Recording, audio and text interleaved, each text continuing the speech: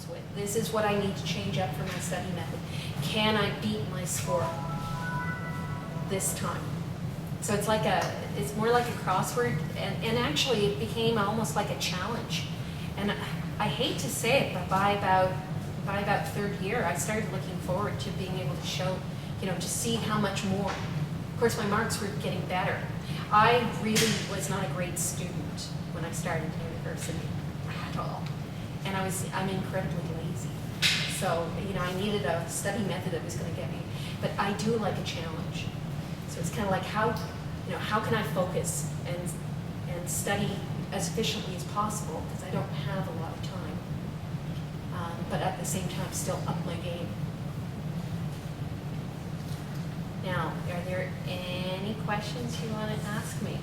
What about filling in your Scantron?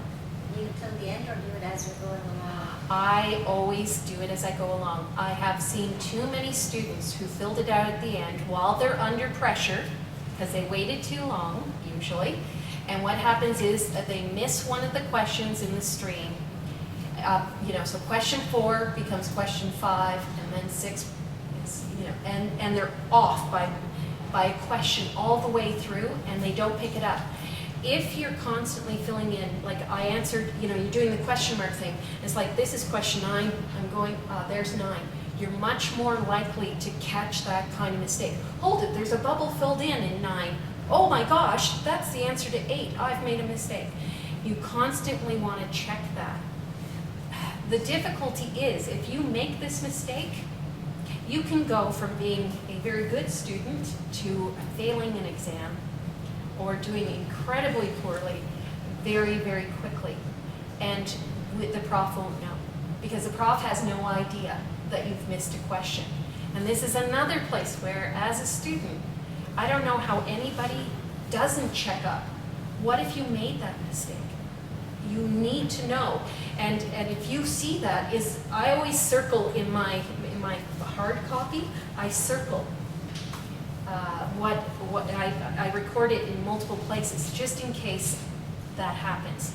I ask my students to an intro psych if you've taken it with me, because worst case scenario, maybe we can recover the test. I don't let people take the test home, because I'm hoping they've recorded their answers just in case. But every year, out of the 800 students in intro, we have about 10 students who do something similar to that.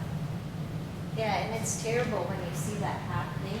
And so it is helpful if you've written that on your sheet, because we do collect them and we can go back. But we never check the Scantron sheets. We would never pick that up ourselves. Yeah. But if you have as a student, really feel your grade is that different from what you thought, then you ask for an appointment and you come in, and then that's when we pull it out and look at it, and that's when we can see it. Yeah. If you have all professors, and I think this is really important, is that, the postmortem, never accept that your mark, you understand why you got the mark you got. I mean, we'd never do that to little kids. Are any of you thinking of going into teachers' education or nursing or anywhere where you're going to be giving people feedback?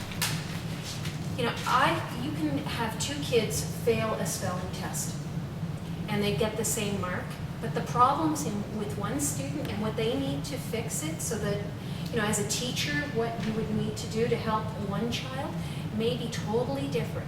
Like, you might look at one and it's clear that little Johnny didn't study the words, and this is, he just didn't even do his homework, and he just needs to spend more time actually doing it. But let's look at Sally. I know she put a lot of time in it, and she's mixing up certain letter combinations. We need to work on certain aspects of how she's preparing. It's really phenomenal to me as a teacher. When I look at it, and I wish I could go and talk to every student one-on-one, but unfortunately, I don't get to do that. But I'm looking at it going, it might be, I can tell you didn't study anything to do with research or statistics. You, on the other hand, it was like, I know you didn't read the questions on the test, because probably you were too focused on anxiety or managing your stress. So you just didn't read through the whole question. You may have both had the same mark, but 2 totally different performance sets. So the study method is, so one of the things, what are some of the things that occur to you that you think you'll change up, that you would change up? You're a fourth year student, so you know a lot about your own learning, you've been here for a while. What would you change up, looking back? Definitely do the post-mortem one. A lot of times I'm like, okay, it's probably because I didn't understand the material, which is why I didn't do as well as I thought I would do, and just leave it as that. So definitely the post-mortem part, I would definitely change that. Yeah, so looking back over your 4 years, that's what you would do. How about you? I tend to overthink when I answer multiple choice, so I'm actually just going to cover all the answers before I'm actually, hence the answer before I actually answer. Yeah. Because I always get so anxious or, Yeah. I'm kind of a self-doubter / overthinker. I do like both problems on the same test sometimes. Like some of them I change it because I'm way overthinking the answer, and sometimes I just doubt myself. So Yeah. I'm definitely going to change how I approach the questions. So I think, first of all, it's making sure you're confident is one, so your study method is important, but also, yeah, make sure you identify what your answer is, and then don't manipulate the question. Don't add components. We set up the test specifically to be exactly what it is for a reason. So if you have to stretch it to make it fit or add components in, it is likely not the way to go. It is likely you're overthinking. So take it at its face value, what is there.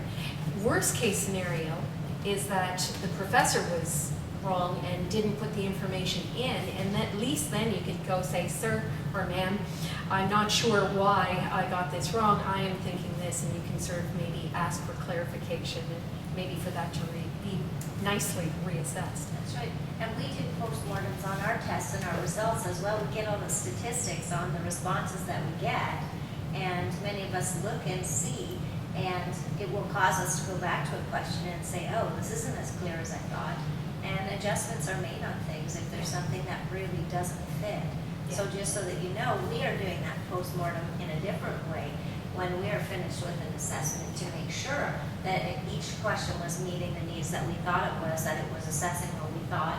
And if there's a real problem, if someone, only 20% of the class gets an answer right, I always go back and I go through that same list. Is this something that people should have known and they just didn't know it? Is the wording unusual? Is there this or that? And then I will make my decision as to whether it's a valid question or not afterwards even. Yeah, 1 year we had a problem where the person who was helping with the Scantron mixed up.